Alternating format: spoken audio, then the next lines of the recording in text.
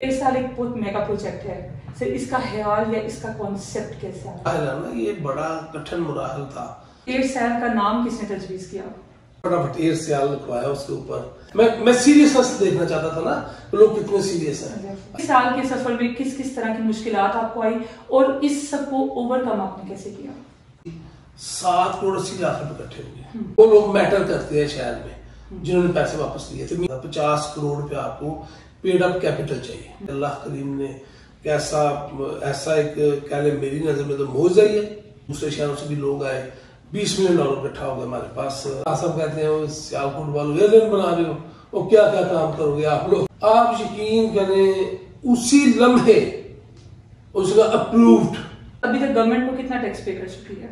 ये आपने बड़ा जबरदस्त सवाल किया है। बिस्मिल्लाहिर्रहमानिर्रहीम, अस्सलाम वालेकुम। मेरा नाम है आमना अहमद और देख रहे हैं अपना यूट्यूब चैनल आमना अहमद ऑफिशियल।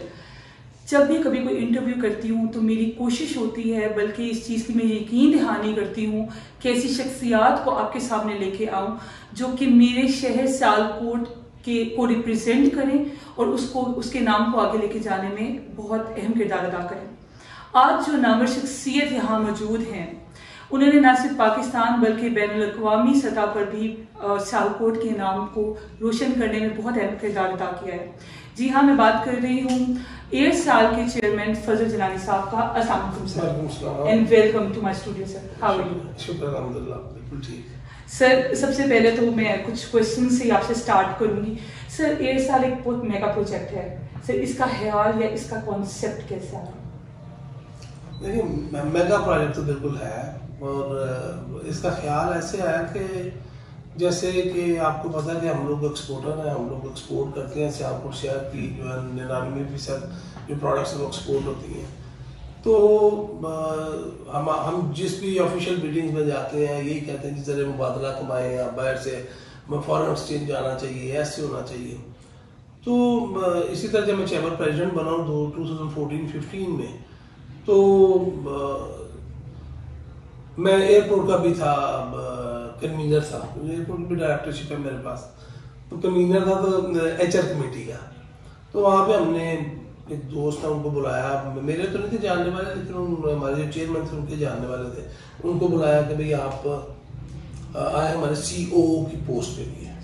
तो जब वो आए तो उन्होंने शायद जब उनको इंटरव्यूज वगैरह हुए तो उन्होंने अपनी जो उन्होंने क्वेश्चंस किए, उनको बिल्कुल ज़बरदस्त आंसर दिए और पूरी एविएशन को समझते थे वो।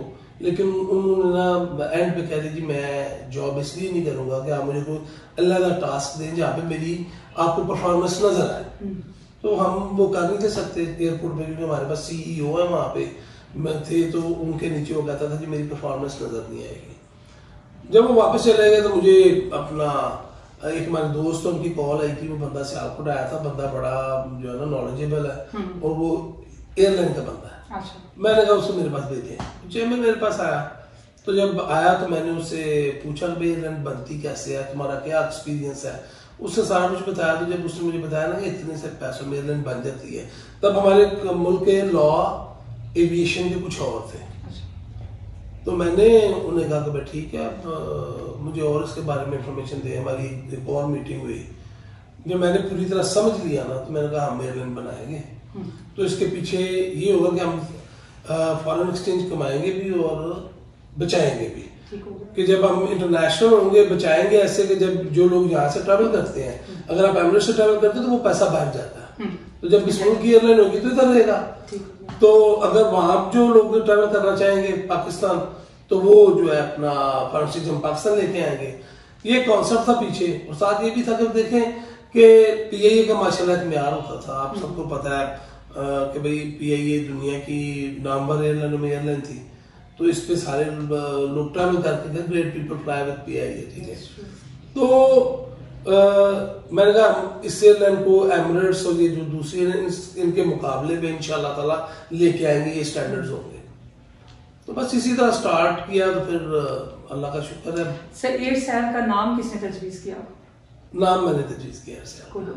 अच्छा सर, जब एक इंसान एक ख्वाब देखता है, उसकी तामीर के लिए जितनी वो जद्दोजहद करता है सर, उस दौरान बहुत सी मुश्किलात का सामना करना पड़ता है। 1 साल के सफर में किस किस तरह की मुश्किलात आपको आई और इस सब को ओवरकम आपने कैसे किया? देखिए, कोई भी काम जब आप कम्युनिटी में लेके जाते हैं तो कम्युनिटी के लोग इसमें पैसा या कोई चीज इन्वेस्ट करते हैं ना, वो डिफरेंट थॉट्स के बंदे होते हैं। तो ये इतना इजी नहीं, ये बिल्कुल इतना इजी नहीं है कि भाई आज माशाल्लाह एयरलाइन वेल एस्टैब्लिश्ड है। हमारी एयरलाइन अल्लाह का शुक्र है कि पाकिस्तान में बाहर के मालिक में भी लोग इसको पसंद कर रहे हैं जो पाकिस्तानी ओवरसीज पाकिस्तानी है। लेकिन ये बनने का जो मराहल है ना, ये बड़ा कठिन मराहल था। आप सोच भी नहीं सकती कि ये एयरलाइन ने मेरी सारी सेहत चली गई इसमें। वजह क्या थी कि जब आप कोई प्रोडक्ट लॉन्च करते हैं ना, मैंने कहा जी, जब मैंने उससे समझ लिया, फिर मैंने अपने एग्जेक्टिव के साथ बात की जो मेरे करीबी दोस्त हैं, उनको बोला यार एयरलाइन बनाते हैं, ऐसे एयरलाइन बनती है। तो मेरे कुछ दोस्त थे, उन्होंने मुझे कहा जी मैं इतने पैसे मैं दूंगा, इतने पैसे मैं दूंगा। वो 4-5 लोगों ने कह दिया हम इतने पैसे दे देते हैं, एयरलाइन बन जाएगी। मैंने कहा बड़ी अच्छी बात है, ठीक है। लेकिन मैं जिस सीट पे बैठा था ना, वो चैम्बर की एक सीट थी प्रेसिडेंट की, वो मैं उधर बैठ कर कोई जाती काम करने तो आया नहीं था। तो मैंने कहा भाई हम तमाम लोगों को लिखेंगे ताकि कोई बंदा ये ना कि भाई इन्होंने इधर बैठ कर खुद से किसी चीज का फायदा ले लिया है। वैसे भी मेरी नेचर के अगेंस्ट वो चीज कि मैं कोई ऐसा फायदा लूं किसी से। तो मैंने जब ईमेल की सब लोगों को, तो लोग आए पहली मीटिंग में। तो मैंने जब उन्हें बताया कि एयरलाइन हम बनाने जा रहे हैं, तो मैंने ना, मेरे पास एक टर्किश एयरलाइन का जहाज पड़ा हुआ था, उसको मैंने फटाफट एयर सियाल लिखवाया उसके ऊपर, और एयर सियाल लिखवा के मैंने अपनी टेबल पर रख लिया। जब लोग आए तो उनको मैंने दिखाया अभी ये मॉडल होगा हमारा और हम एयरलाइन बनाएंगे। मैं ऐसे एयरलाइन बनती है, मैंने बताया उनको जितना मैं समझा था। तो लोगों ने इंटरेस्ट शो किया, ठीक है हम लोग इसमें आएंगे। फिर मैंने प्रेजेंटेशन करवाई। फिर जिस बंदे ने हमें प्रेजेंटेशन दी थी, उसके अलावा 3-4 लोगों ने आकर प्रेजेंटेशन दी। लेकिन हमारी जो था ना एक हमारा कि भाई ये फोकस इसी बंदे पे आ गई, ये ठीक है, ये बंदा ठीक है इन सब में से। तो लोगों ने जब तीसरी प्रेजेंटेशन दी ना, तो फिर वो कहते हैं जी कि अब इसकी फिजिबिलिटी करवाएं। ठीक है, पैसे दें। फिर लाख रुपए दे देते हैं। मैंने कहा लाख रुपए नहीं, 5-5 लाख रुपए दें, क्योंकि चले लाख रुपया बंदा कहता चल जा कोई मसला नहीं, लाख रुपए दिया ना, 5 लाख भी ठीक है सियालकोट के लोगों के लिए, लेकिन फिर भी वो मैटर करता है जी 5 लाख है। मैं सीरियसनेस देखना चाहता था ना, तो लोग कितने सीरियस हैं, आया अपने प्रोजेक्ट को लेके चलना आगे। अब वो टीवी पे भी लोगों ने, वो एक दो दोस्त थे टीवी चैनल वाले, वो आए समा पे, उन्होंने जहाज देखा, उन्होंने फटाफट अपना टीवी पे उसको ऑन एयर कर दिया। तो ये सारी चीजें थी ना, जब तो नाम हो गया जिसे सियालकोट एयरलाइन बना रहा है। उस पे जब दोस्तों ने हमें 5-5 लाख रुपए दिए, हमें कोई 7 करोड़ 80 लाख रुपए इकट्ठे हो गए। जोश था ना लोगों में। अब हमने कंपनी बनानी थी एयर सियाल। जब कंपनी बनी एयर सियाल, इसको 7-8 माह लग गए। और चैम्बर का आपको पता है टेन्योर होता है 1 साल का, साल बाद आपने सीट से उठ जाना है। इस दौरान मेरे टेन्योर खत्म हो गया। तो जब टेन्योर खत्म हुआ तो कंपनी बनी। अब लोगों का कहना शुरू हो गया भाई ये बिजनेस ठीक नहीं है, पैसे वापस कर दें हमारे, ये कर दें वो कर दें। इस वजह 11 लोग थे जिन्होंने पैसे वापस लिए। और जब उन्होंने पैसे वापस लिए ना, क्योंकि पहले चैम्बर के अकाउंट में पैसे थे ना, अब ये कंपनी अकाउंट में ट्रांसफर होने थे। हमने मेल की जिन लोगों ने लेने हैं पैसे ले लें, नहीं तो इस डेट के बाद ये कंपनी अकाउंट में ट्रांसफर हो जाएंगे, तो फिर आपको शेयर्स मिलेंगे, पैसे नहीं मिलेंगे। तो जिन्होंने लिए ना वापस, उन्होंने ईमेल जो थी ना, वो तमाम लोगों को भेजी जो लोग जिन्होंने पैसा लगाया हुआ था। तो वो लोग मैटर करते हैं शहर में जिन्होंने पैसे वापस लिए थे। मींस अगर वो नहीं किसी प्रोजेक्ट में, तो शायद ये प्रोजेक्ट, तो लोग मेरे पास आए बाद में मैंने कहा जी अब आपको पैसे नहीं मिल सकते, शेयर मिलेंगे। तो यार मैंने कहा 5 लाख रुपए के लिए क्या हो गया, कुछ नहीं था 5 लाख रुपए। तो 5 लाख रुपया, फिर हमारे पास पैसे इतने थे, कंपनी बनी। फिर हमने अब लाइसेंस लेना था, 50 करोड़ रुपया आपको पेड अप कैपिटल चाहिए। एक तरफ आपसे लोगों ने पैसे वापस मांगे हैं, लोग कहते हैं हमने पैसे नहीं देने। अब इधर आके ना देखें, इधर आके इंसान की अकल मेरी नजर में, मैं इस प्रोजेक्ट को पहले दिन से लेके चल रहा हूँ, पहले दिन से, इधर आके इंसान की अकल खत्म हो जाती है। और लोग पैसे वापस मांग रहे हैं, आप प्रोजेक्ट करना चाह रहे हैं, और लोग आगे से पैसे नहीं देना चाह रहे। तो आप देखें कि मेरी समझ से बाहर है कि अल्लाह करीम ने कैसा ऐसा एक कह लें, मेरी नजर में तो मौजू ही है। मैं तो ये कह सकता हूँ कि 58 करोड़ रुपए हमारे पास आ गया। तो किधर से आए लोग, मेरी समझ से ना आपके पास पोर्टफोलियो है, मेरे पास पोर्टफोलियो तो नहीं था। मैं तो एक्स प्रेसिडेंट था चैम्बर का, और एक चैम्बर की जेली कमेटी का मैं चेयरमैन था एयरसेल की। लोगों ने पैसे दिए, 50 करोड़ का हमने लाइसेंस अप्लाई किया उसी टीम के साथ, हमें लाइसेंस मिल गया। उसको भी 7-8 माह लगे, लेकिन शुक्र अल्हम्दुलिल्लाह लाइसेंस मिल गया हमें। उस वक्त की जो रजीम थी ना सियासी, उन्होंने भी इसमें कह लेंगे फ़ोन किए, मैंने फ़ोन करवाया उनसे कि आप फ़ोन कर दें कि भाई हमारा लाइसेंस पड़ा है सेक्रेटरी की टेबल पे, तो मैं सुन रहा हूँ वो साइन नहीं कर रहा। बाकी सारा प्रोसेस होके सेक्रेटरी की टेबल पे आता ना, ठीक हो। तो उन्होंने कॉल की, तो फिर वो उन्होंने उस पर साइन किए। इसके बाद अब हमारे पास पैसे, आपके पास $20 मिलियन होना चाहिए था minimum to start the airline. हमने तो इंस्टॉलमेंट में पैसे लेने थे, हमारे पास थे सिर्फ $5 मिलियन। जब हमने लोगों को कहा, मैं इकट्ठे नहीं था कह सकता ना, अब इकट्ठे पैसे दें, मैंने कहा आप हमें 6 माह के अंदर पैसे दें, लाइसेंस तो हमें मिल गया। फिर भी लोगों ने कहा जी हमें पैसे नहीं देने, हमें तो इस प्रोजेक्ट में नहीं आना। लेकिन फिर लोगों ने हमें कुछ न दिए, कुछ नए लोग आए इसमें। जब लाइसेंस का मिला, ठीक है, उसको हमने हाईलाइट किया, सोशल मीडिया में भी किया, फिर उसके बाद पोस्टर्स वगैरह शहर में, बिल बोर्ड वगैरह, लोगों ने देखते देखते दूसरे शहरों से भी लोग आए। $20 मिलियन इकट्ठा हो गया हमारे पास फरवरी मार्च में। ठीक हो गया। अब लाइसेंस जो पाकिस्तान का होता है ना, ये साल के लिए वैलिड होता है, और ये जो कह रहे पॉलिसी में बहुत बड़ा खला था बड़ी चीजों का, तो कोई नई एयरलाइन आए ही ना, तो लॉ ऐसा था। ठीक है, अब हम जब $20 मिलियन हुआ तो 6 माह थे हमारे पास लाइसेंस की एक्सपायरी में।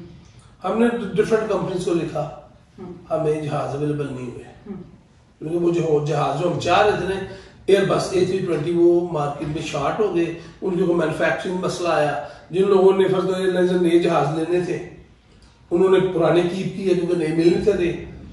तो हमने ना 24 मई को खत लिख दिया सिविल एविएशन को और सेक्रेटरी एविएशन को, हमारा लाइसेंस रिन्यू कर दे या इसको एक्सटेंड कर दे।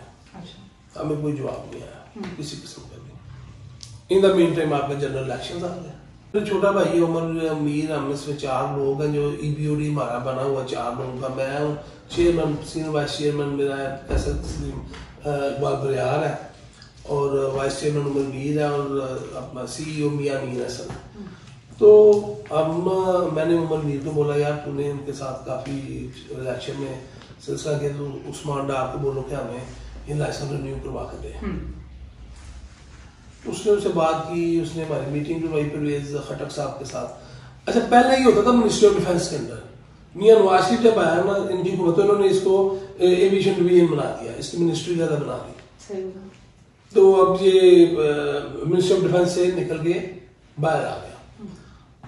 तो परवेज खटक साहब मिनिस्टर ऑफ डिफेंस थे, मिनिस्टर डिफेंस थे, तो उनका कोई इख्तियार नहीं था। मिले, उन्होंने बात सुनी हमारी, लेकिन हुआ कुछ ना। मैं ना थोड़ा सा ज़हनी तौर पर फ्रस्ट्रेटेड हुआ था। जारी बात है, अब लोगों को पता चलता, लोग आपके इधर सियालकोट में अच्छे भी, पॉजिटिव भी हैं, नेगेटिव भी हैं। कुछ लोग इस प्रोजेक्ट के हक में थे, कुछ नहीं थे हक में। तो लाइसेंस हमारा एक्सपायरी की तरफ जा रहा था, बल्कि एक्सपायर हो चुका था। मैं बाहर चला गया। अब लोगों को नहीं हमने बताया, दोस्तों को नहीं बताया कि लाइसेंस एक्सपायर। जब बता देते तो फिर उन्होंने कहा कि हमारे पैसे वापस कर दे, हमने ये प्रोजेक्ट करने नहीं, होना ही नहीं, जो भी है। हमने सारा बोझ अपने आप पे लिया।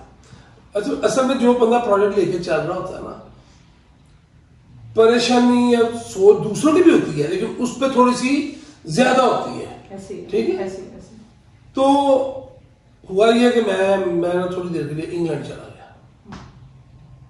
थोड़ी सी ताजी हवा लेने के। भाई मैं जाके वहां पे इतना ज़हनी तौर पे परेशान हूं कि मैं क्या करूं। तो मैंने देखा टीवी पे, ARY पे मैंने देखा कि इमरान खान साहब सियालकोट है और उमर डार, उस्मान डार, दोनों भाई इसके साथ है। मैं जब वापस आया हूँ 17 दिसंबर को, अभी घर आके मैं लेटा ही हूँ ना, तो मेरा डोर नॉक होना शुरू हो गया। जी इस्लामाबाद जाना है, मिनिस्टर एविएशन मिनिस्टर से हमारी मीटिंग है, उस्मान डार साहब ने रुकवाई है। तो उसमें शाबाश लिया, कपड़े पहने, इस्लामाबाद चले गए, जाकर मीटिंग हुई, माशाल्लाह बड़ी हौसला अफजा मीटिंग हुई। उन्होंने बड़ा अप्रिशिएट किया, उन्होंने कहा जी आप लोगों को सारी डॉक्यूमेंटेशन आप चीज़ ज़बरदस्त ठीक, तो आपको क्यों वो तंग कर रहे थे? हमने कहा जी हम क्या कर सकते हैं अब, लेकिन उन्होंने कहा ठीक है मैं करता हूँ उस पर कुछ। अब वापस सियालकोट आए, 27 दिसंबर को उस्मान डार साहब ने प्राइम मिनिस्टर से टाइम ले लिया, हम प्राइम मिनिस्टर साहब के पास चले गए। हम गए हैं तो उधर बैठे हैं, उस्मान डार साहब के ऑफिस के ऊपर ऑफिस है प्राइम मिनिस्टर का, ऊपर जाकर उनकी मीटिंग रूम में बैठे हैं। खान साहब आए, उन्होंने आकर सलाम लिया और सामने जैसे ये टीवी है ना, इसके सामने वो ऊपर एयर सियाल का जहाज था। अच्छा। और एयर सियाल हमने वो यूएसपी के साथ किया हुआ था सारा। आधे साल खान साहब कहते हैं वो सियालकोट वालों एयरलाइन बना रहे हो, वो क्या क्या काम करोगे आप लोग। उन्होंने तारीफ की सियालकोट की, क्योंकि सियालकोट की बिजनेस कम्युनिटी आपको पता है कि airport, dry port, roads, infrastructure हर काम में माशाल्लाह सियालकोट आ गए हैं। तो उन्होंने तारीफ की इसकी, और फिर वो बातें कहते हैं हाँ जी बताएं मैं क्या मसला आपका। सारी बातें सुनने के बाद कहते हैं मैं क्या कर सकता हूँ जी, आप ही ने अप्रूवल देनी है। आप यकीन करें उसी लम्हे उसका अप्रूव्ड, क्या बात है, उसी लम्हे। ये हमारे लिए बड़ी मोमेंट, हाँ ये नहीं कि मैं अच्छा देखता हूँ मैं मीटिंग पे, अप्रूव्ड। मिनिस्टर साहब पूरी तरह इनका ख्याल रखना है, ये उस शहर की एयरलाइन है जो शहर के लोग अपनी मदद के तहत बहुत कुछ करते हैं। उन्होंने बड़ा नाम पैदा किया सियालकोट का, सियालकोट की बिजनेस कम्युनिटी की, सियालकोट के लोग उन्होंने बहुत तारीफ की। और ये हमारे लिए एक बड़ा कह लें कि बड़ा खुशी का मौका था, और हम इतने खुश थे कि अल्लाह का शुक्र है ये एक सुरखरू हुए हमें काम में। फिर वो लाइसेंस नहीं हुआ, फिर ऐसे चलते चलते जहाज, आपको पता फिर जो भी इन्फ्लेशन हुई, डॉलर किधर रुपया किधर, $20 मिलियन तो हमारे रह गए थे, $14 मिलियन, $15 मिलियन, लेकिन हमें $20 मिलियन चाहिए थे। ये सबसे बड़ी कंपनी है जिसने हमें जहाज दिए, उसमें सारा सेरा जो हमारा CEO है तारक अमीन, उसके साथ जाता है। वो बंदा माशाल्लाह ऑनेस्ट इंसान है, मेहनती इंसान है। उसने फिर हमें जहाज, एक बहुत बड़ी दुनिया की कंपनी एयर कैप, इससे बड़ी कंपनी बनी, उससे डील की, उन्होंने हमें जहाज दिए। LOI साइन करना था, लेटर ऑफ इंटेंट हमने साइन करना था। तो उस पे ना हमें दोस्त कहते हैं कि जी आप पैसे कम है आपके पास, फिर वही नहीं चल रही है, पैसे कम है, ये ऐसे हो जाना है, वैसे हो जाना है। ये बातें सुन सुन के किसी शादी पे गए उधर भी यही बातें, फौतगी पे गए उधर यही बातें। यार मैंने एक ही बात की, मैंने कहा मेरी बात सुने, जो बंदा पिछले 10, 20, 30 साल से कारोबार कर रहा है एक अच्छे लेवल का, यार ये 110 मिलियन उसके लिए क्या मायने रखता है? इधर ही रह जाना सारा कुछ। आप अपने शहर के लिए काम करें, हम इधर आगे तक पहुंचे हुए हैं, हमें सपोर्ट करें, सपोर्ट करेंगे, आपकी इज्जत में इजाफा होगा।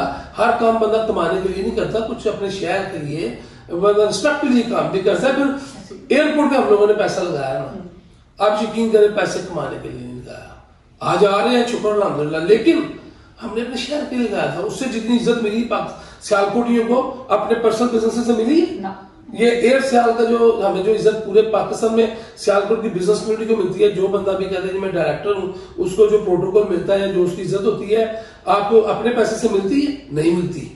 तो ये लोग नहीं समझते इस बात को ना, कि आपको पूरी दुनिया कहती है ये लोग हैं जो अपनी मदद आप सारा कुछ करते हैं, मेहनती लोग हैं।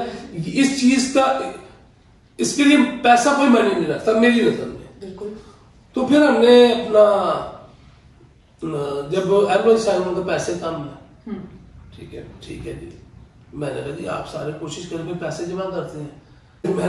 फिर हमने 1 माह के अंदर 60 करोड़ रुपया जमा किया एग्जिस्टिंग अपने डायरेक्टर से, 30-30 लाख रुपए थे उन्होंने दिए पैसे। माशाल्लाह मैं उनको सलूट पेश करता हूँ कि जो सियालकोट की बिजनेस कम्युनिटी है, जो इसके इन्वेस्टर्स हैं, जो जिन्होंने पैसा लगाया कि उन्होंने वो खंदा पेशानी कोई ऐसी बात आई, वो उन्होंने पैसे दे दिए। जब फंडिंग इकट्ठी होगी उसके बाद नेक्स्ट स्टेप क्या था? जब फंडिंग इकट्ठी होगी ना उसके बाद फिर हमने LOI साइन किया, जो हमने जहाजों का उनके साथ एग्रीमेंट करना था इनिशियली। उसके बाद फिर हमने उनको अपना सारा बताया कि क्या हमने जहाजों पे लिखवाना है, क्या करना है, सारा कलर स्कीम हर चीज़, उसका इंटीरियर जो हमने जो करना था वो सारा तय किया। तो फिर उन्होंने टाइम दिया कि हम 6 माह के अंदर ये सारा कुछ मुकम्मल करेंगे।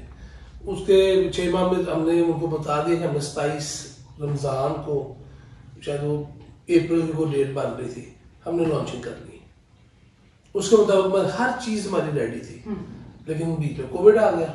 जब कोविड आया तो फिर ज़ाहिर बात है सारी चीज़ें डिस्टर्ब हो गई। फिर हमने उन्हें कहा कि जहाज़ आप हम अभी नहीं ला सकते, वो हमें कि आप लेके जाएं जहाज़। हमने कहा पूरी दुनिया बंद हो गई है, हम जहाज़ कहाँ पे लेके जाएं। फिर उन्होंने जहाज़ अमेरिका में जहाँ पे ये जा रहे सारे जहाज़ हमारे रेडी हुए थे वो पार्क कर दिए उन्होंने वहाँ पे। फिर जब हालात बेहतर हुए, थोड़े से एविएशन थोड़ी सी खुली सी पाकिस्तान की इंटरनल जो थी, तो हमने फिर वॉच करना शुरू किया भाई कितने पैसेंजर ट्रैवल कर रहे हैं, क्या सीन चल रहा है। जब हमने देखा कि तो फ्लाइटें फुल चल रही हैं, क्योंकि कोविड में जब थोड़ा सा रिलैक्स हुआ था ना, तो आपको पता बड़ी दुनिया ने ट्रैवल शुरू कर दिया था, तो लोग घरों में बंद थे। तो उसके बाद फिर हमने उनसे कल आप हमें जहाज 25 दिसंबर को लॉन्चिंग होगी हमारी। फिर कह रहे ये इतना हैक्टिक काम था, एयर ऑपरेटर सर्टिफिकेट लेना होता आपने फ्लाइट करने से पहले। वो हमें कहते थे आप अचीव ही नहीं कर सकते, लेकिन मेरी टीम कहती सर हम करेंगे। हमें लोग कहते आप नहीं कर सकते, 25 दिसंबर से पहले नहीं कर सकते। अल्लाह का शुक्र है वो भी हुआ, हमें एयर ऑपरेटर सर्टिफिकेट मिला। फिर हमने पहली फ्लाइट की, प्राइम मिनिस्टर ने आके इनॉग्रेशन की, उन्होंने हमसे वादा किया हुआ था कि मैं जब होगी आपकी एयरलाइन इसकी इनॉग्रेशन मैं करूँगा।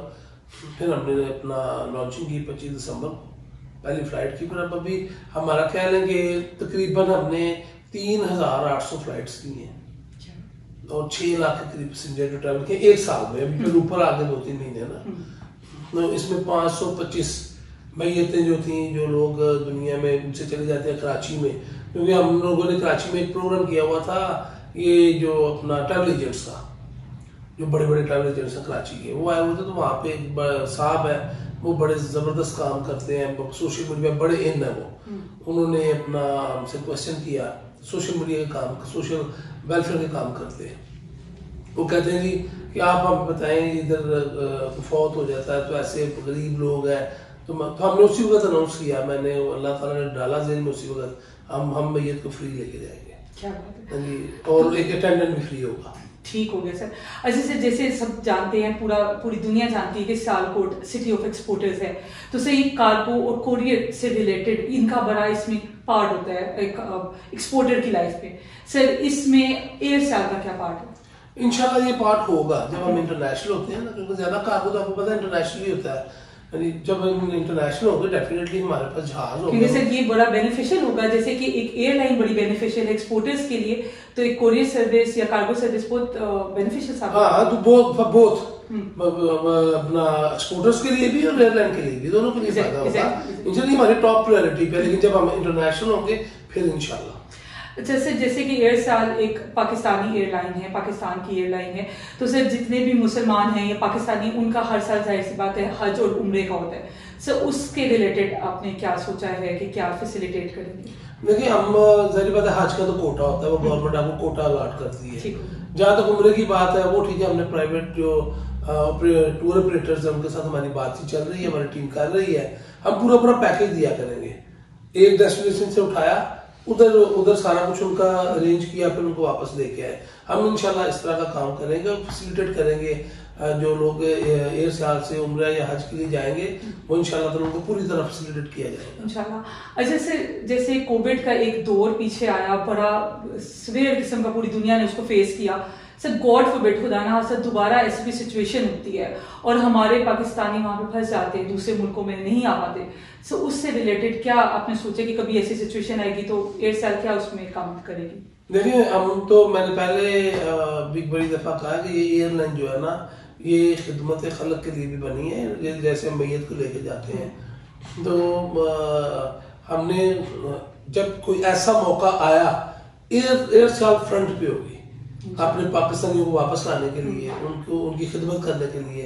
इंशाल्लाह तो हम पेश होंगे। ठीक हो गया सर। एयरसेल का फ्यूचर क्या देखते हैं आप? देखिए फ्यूचर माशाल्लाह हम तो बड़ा ब्राइट देख रहे हैं, अल्लाह के फजल करम से हमारी सर्विस बहुत अच्छी है, लोगों के जो रिव्यूज आ रहे हैं वो बड़े जबरदस्त आ रहे हैं। इसी तरह जब हम इंटरनेशनल होंगे तो इसी चीज को हमने आगे लेके चलना है। हमारी टॉप प्रायोरिटी अपनी सेफ्टी है, सेफ्टी पे कोई कंप्रोमाइज नहीं है हमारा। उसके बाद हमारा जो स्टाफ है उसकी ट्रेनिंग है, जो हम लोग जो उनको ट्रेन किया हुआ जिस लेवल पे। तो फ्यूचर में ये है कि हम लोग पहले फेस में तो अभी पाकिस्तान में डोमेस्टिक में है, दूसरे फेस में हम लोग जाएंगे मिडल ईस्ट, मदीना पाक जाएंगे, जद्दा जाएंगे, सऊदी अरेबिया जाएंगे, उसके बाद हम फिर फारिस जाएंगे, फिर हम यूरोप जाएंगे, फिर इंशाल्लाह नॉर्थ अमेरिका। इंशाल्लाह। सर डोमेस्टिक में कहाँ का टच कर रही है एयरलाइन? डोमेस्टिक में हम लोग कराची तो हमारा कॉर्पोरेट हेड ऑफिस है, कॉर्पोरेट हेड ऑफिस हमारा सियालकोट में है, सारी फ्लाइट्स हमारी कराची से जनरेट होती हैं। इस्लामाबाद हम कर रहे हैं रेगुलर, लाहौर पेशावर में वीक में 2 दफा है, सियालकोट भी किया हमने और पेशावर कोयटा भी, लेकिन उसको भी वक्ती तौर पे हमने कुछ देर के लिए इसको किया कि जब हम इंटरनेशनल होंगे फिर इंशाल्लाह सियालकोट हमारा हब बनेगा, फिर हमारी फ्लाइट डोमेस्टिक भी होगी, इंटरनेशनल भी होगी। सर पीआईए के अनक्वालिफाइड स्टाफ के बहुत सारे केसेस आए हैं सामने। सर आप अपने क्रू को किस तरह से देखते हैं और उसके चेक एंड बैलेंस कैसे रखते हैं और उसका क्या सिस्टम है? देखिए पीआईए में भी जबरदस्त चेक एंड बैलेंस है, लेकिन जो हमारा डेडिकेटेड स्टाफ है, जो प्रोफेशनल है, उस पर कोई कंप्रोमाइज नहीं है, कोई सिफारिश नहीं है, कोई कुछ नहीं है। हमारे हेड ऑफ द डिपार्टमेंट ने हमें कहना है, क्योंकि हमने उनसे डिलीवरी लेनी है। हम ये नहीं सोचना चाहते सर आपने ये बंदे को अपॉइंट करवाया था, सर इसमें मैं हेल्पलेस हूँ, ऐसा कुछ नहीं है। जहां तक हमारे क्रू की बात है, वो हमारी ट्रेनिंग होती कराची में, उनको सिखाया जाता है, 4 माह की ट्रेनिंग है, उसमें उनको हर चीज बताई जाती है, कैसा उन्होंने बिहेव करना है, जब उन्होंने इन फ्लाइट होना है, फ्लाइट के बाहर होना है, कैसा उन्होंने एक्ट करना है। तो अल्लाह के फजल करम से हमारा पूरा चेक एंड बैलेंस है इस पे, और अभी तक हमें ना होने के बराबर कुछ शिकायत आई है, कुछ आई है तो फिर हम लोग उसी वक्त एक्शन लिया। ये नहीं कि हम लोगों ने कहा भाई हमें सिफारिशें भी आई हैं, बड़े बड़े पॉलिटिशियंस की भी सिफारिशें आई हैं, हमने नहीं रखना, जो क्वालिटी पे कोई कंप्रोमाइज नहीं, सर्विस पे कोई कंप्रोमाइज नहीं। सर एक चीज तो कंफर्म है, जब भी आप किसी सक्सेसफुल इंसान को देखते हैं तो आप कभी ये ना देखा करें कि ये एक सक्सेसफुल इंसान है, उसके पीछे एक पूरी जर्नी होती है, एक पूरी स्टोरी होती है। आपने भी सुना कि कितनी मुश्किलात आई और कितना कुछ फेस करना पड़ा, उसके बाद एयरसेल आज हमारे साथ मौजूद है और हम सब इसको जानते हैं। ये हमारी यूथ के लिए और मेरी ऑडियंस के लिए कोई मैसेज देना चाहते हैं? देखिए आपकी ऑडियंस के लिए, यूथ के लिए यही मैसेज है कि दिल लगा के पहले यूथ को तो पढ़ना चाहिए पूरी तरह, जिस काम के लिए उनको उनके माँ बाप ने तरबियत दी है, उन्होंने उन पर पैसा खर्चा है, उनको चाहिए कि वो अब इस मुल्क की खिदमत के लिए, अपने ख़ानदान की बेहतरी के लिए पूरी तरह मेहनत करें, दिल लगी से काम करें। गिव अप कुछ नहीं है लाइफ में, गिव अप कहीं पे नहीं करना, और उसके अलावा अपने माँ बाप की खिदमत करें। आपको जो कुछ दुनिया में मिलना है ना, वो आपको अपने माँ बाप की खिदमत का मिलना है, माँ बाप की दुआओं से मिलना है, उससे लाना नहीं। अपने बहनों भाइयों से ज़ीरो कारब से आप मोहब्बत करें, प्यार करें। और मेरे पास एक आयात है जो मैं वो सुनता भी हूँ, वो कहते हैं कि बंदा कहता है मुझे मेरी स्किल का मिल रहा है, नहीं वो उसको स्किल का नहीं मिल रहा, उसको अल्लाह ताला दे रहे हैं, वो जो सदका खैरात कर रहा है, जो अपनी अजीजों कारब पे स्पेंड कर रहा है, क्योंकि उसमें भी उनका हिस्सा है, ठीक है। तो अल्लाह ताला उस तरह से देता है। बंदा सोचता है मैं आज इस ओहदे पे चला, कामयाबी दुनिया की कामयाबी को नहीं लेना, दुनिया की कामयाबी असल कामयाबी आखिरत की है। दुनिया की कामयाबी आपको मिलती है, इसी से आपकी आखिरत भी बनती है। तो मेरी यही सबसे गुजारिश है, आप इस मुल्क की खिदमत करें, प्यार करें इस मुल्क से। इस मुल्क का कर्ज उतारना है हम लोगों ने, आपने भी उतारना है और हमने भी उतारना है। बहुत जबरदस्त और बहुत गहरी बात की है, सीखने वालों के लिए इसमें बहुत कुछ है सीखने के लिए। सर एक क्वेश्चन जो बड़ा इंपॉर्टेंट है कि सर 2017 से एयरसेल अपने वर्किंग में आई, तो सर अभी तक गवर्नमेंट को कितना टैक्स पे कर चुकी है? हाँ जी माशाल्लाह, ये आपने बड़ा जबरदस्त सवाल किया है। 1.4 बिलियन, 1 अरब 40 करोड़ रुपया एयरसेल ने टैक्स पे किया आज दिन तक। जबरदस्त हो गया, ये बड़ा एक इम्पोर्टेंट पॉइंट था, मुझे लगता है कि ऑडियंस को जानने की बड़ी जरूरत है कि टैक्स पे इतना ज्यादा। मेरे ख्याल में हम कहते हैं कि शायद एयरपोर्ट ज्यादा टैक्स पे करता है, लेकिन मैं समझता हूँ कि एयरलाइन ने 1 अरब 40 करोड़ में एक साल में जो हमने पे किया था वो भी बिलियन से ऊपर है। ठीक हो गया, जबरदस्त हो गया। इसी के साथ हम अपने शो को एंड करेंगे। Thank you so much sir आपके इतने प्रेशियस टाइम के लिए, और मुझे पूरी उम्मीद है कि मेरे देखने वाले व्यूअर्स जितने भी हैं उनको बहुत कुछ सीखने को मिला होगा, बहुत कुछ गेन किया होगा, जो चीज़ उनको नहीं पता एयरसेल के बारे में उसके बारे में भी, और हमारे शहर सियालकोट के बारे में बहुत कुछ पता चला होगा। आपके फीडबैक का इंतजार रहेगा, अपना ख्याल रखिएगा। टिल देन टेक केयर, अल्लाह हाफ़िज़ नासिर।